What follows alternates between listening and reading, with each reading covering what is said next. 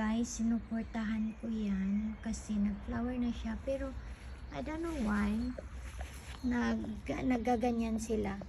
Yung isa wala na, plangak. Oh, ayan, napagod na yata sila sa sobrang init. Oh, ayan, flat na flat. Kawawa naman ang mga flowers ko. This is super bango guys, as in like parang sampagita ang amoy niya. Oh my god, kailangan ko silang lagyan ng stick. Okay, look at these beautiful tulips. Oh, is it not pretty? Dalawa ang kulay niya. Ito pa. Ayan. Meron siyang ano sa edge. Tapos ito.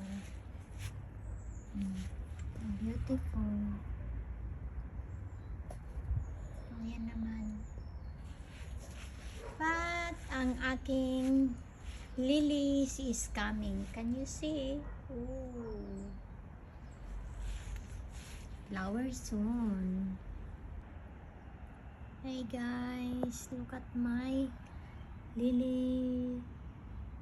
Pisting siya, pero I can see na the flower is coming soon.